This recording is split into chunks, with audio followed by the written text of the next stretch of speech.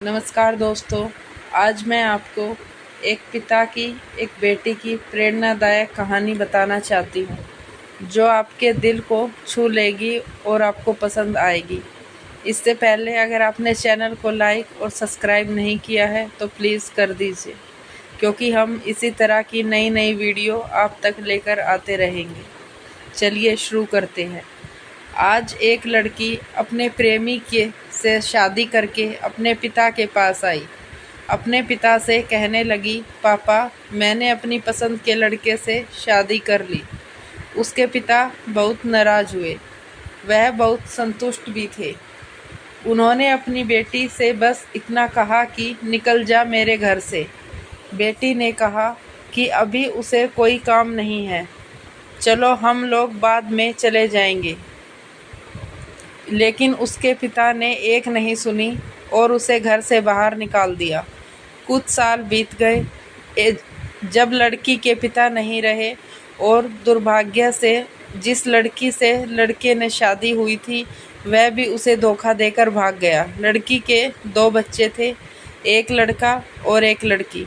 लड़की खुद एक रेस्टोरेंट चला रही थी जिससे उसका जीवन चल रहा था। लड़की के पिता के पास खबर आने पर वह नहीं था, इसलिए उसके मन में यह अच्छी तरह से आई, मुझे घर से निकाल दिया गया। मेरे पति के चले जाने के बाद भी मैंने घर पर फ़ोन नहीं किया। मैं उनके अंतिम संस्कार में नहीं जाऊंगी। लेकिन उसके चाचा ने कहा, चलो बेटी, वो जाने वाला है, अब उसका दुश्मन कैसा। लड़की ने पहले नहीं किया, फिर सोचा कि मैं जाऊंगी। देखते हैं किसने मुझे ठुकराया, मरने के बाद उसे चैन कैसे मिलता है। जब लड़की अपने पिता के पास गई तो सभी लोग उसके अंतिम संस्कार की तैयारी कर रहे थे, लेकिन लड़की को उसके लिए कुछ दुख नहीं था। वह तो बस अपने चाचा के घर आई थी। जब लड़की के पिता का अंतिम संस्कार शुरू हुआ, सभी रो रहे थे, लेकिन लड़की अवाक थी। इस तरह सभी कार्यक्रम निपट गए। लड़की के पिता की मृत्यु को आज 13 दिन हो गए। उसके चाचा आए और लड़की के हाथ में एक पत्र देते हुए बोले, तुम्हारे पिताजी ने तुम्हें दिया है, हो सके तो इसे एक बार ले लो और पढ़ लो। रात हो चुकी थी, सभी मेहमान जा चुके थे।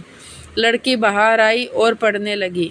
उसने सबसे पहले लिखा था, मेरी प्यारी गुड़िया, मुझे पता है तुम मुझसे नाराज हो, पर अपने पापा को माफ़ कर दो। मुझे पता है मैंने तुम्हें घर से निकाल दिया था।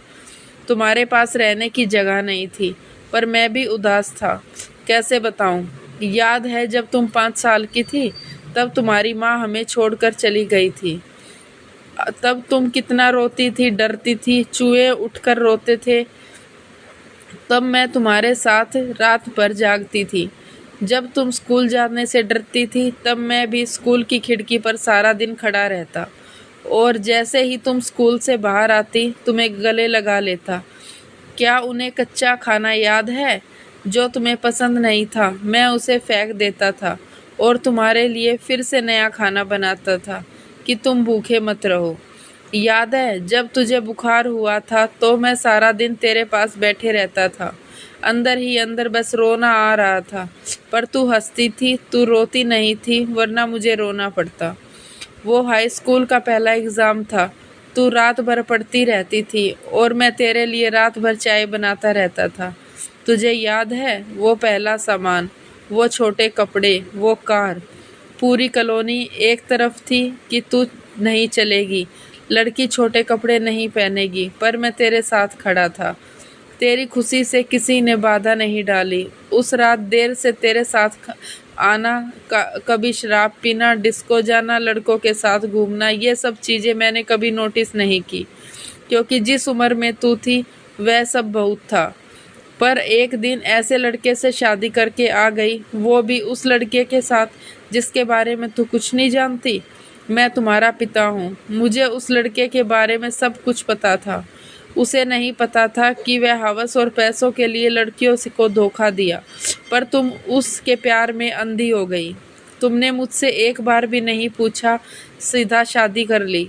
मैं तुम्हें चांद तारों की तरह सजाता था, एक शान से शादी करते कि लोग कहें, देखो उस शर्मा जी को जिसने अकेले ही अपनी बच्ची को मेहनत से पाला है, पर तुम्हें मेरे सपने सारे तोड़ दिए। खैर, इन बातों का अब कोई मतलब नहीं है।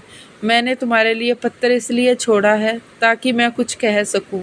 मेरी गुड़िया, अलमारी में तुम्हारी माँ के गहने और मैंने तुम्हारी शादी के लिए गहने खरीदे थे, वो सब रख दिए हैं। 3-4 घर है, थोड़ी ज़मीन भी है, सब तुम्हारे और तुम्हारे बच्चों के नाम कर दिया है। कुछ पैसे बैंक में हैं, तुम बैंक जाकर निकाल लेना। और लड़की ने बस इतना ही कहूँगा। मेरी गुड़िया, काश मेरी बात समझ जाती। मैं तुम्हारा दुश्मन नहीं था, तुम्हारा पिता था। वो पिता जिसने तुम्हारी माँ के मरने के बाद दूसरी शादी नहीं की, लोगों के ताने सुने, गालियाँ सुनी, न जाने कितने रिश्ते ठुकराए, पर तुम्हें दूसरी माँ से परेशानी ना हो इसलिए इस अपनी इच्छा ख़त्म कर दी। अंत में बस इतना कहूँगा मेरी गुड़िया, जिस दिन तू शादी के जोड़े में आई थी, उस दिन सबसे पहले तेरे पापा टूट गए थे। तेरी माँ के वक्त के भर इतना नहीं रोई थी जितना तू उस दिन लेकर हर रोज़ रोती थी। इसलिए नहीं कि समाज, जाति, परिवार, रिश्तेदार क्या कहेंगे। मेरी नन्ही गुड़िया की खातिर रात भर मुझे जगाने वाले, लेकिन जिसने शादी का इतना बड़ा फैसला लिया, उस पर मुझे एक बार भी बताना ठीक नहीं समझा।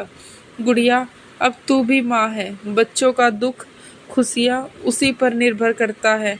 जब उनका दिल टूटता है तो कैसा लगता है, तू अभी महसूस कर सकती है। पर मैं भगवान से प्रार्थना करूँगा कि तुझे कभी यह दर्द न देखना पड़े। एक बुरे पिता के तौर पर मुझे माफ़ कर दे मेरी गुड़िया। तेरे पापा अच्छे नहीं थे। जो भी तूने इतना बड़ा दर्द दिया, चलो अब खत ख़त्म करता हूँ। हो सके तो मुझे माफ़ कर देना।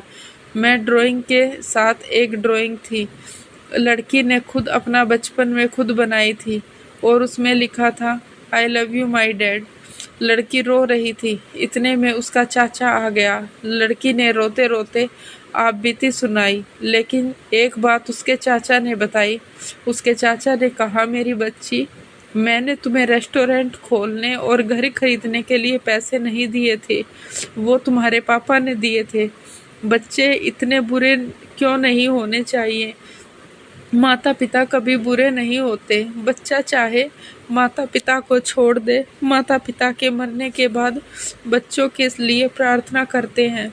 दोस्तों, इस लड़की के पिता को तसल्ली मिलेगी या नहीं पता नहीं, लेकिन उस पत्र को पढ़ने के बाद शायद पूरी जिंदगी लड़की को चैन ना मिल पाए।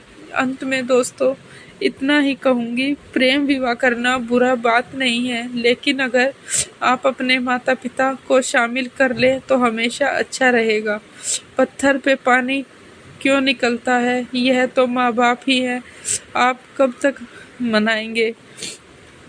दोस्तों, हर पिता को एक ख्वाहिश होती है, अपनी बेटी को ससुराल में अपने हाथों से विदा करना। हो सके तो अपने माता पिता का सपना जो उन्होंने देखा है उसको कभी मत खोना और अपने माता पिता का सम्मान करना। धन्यवाद।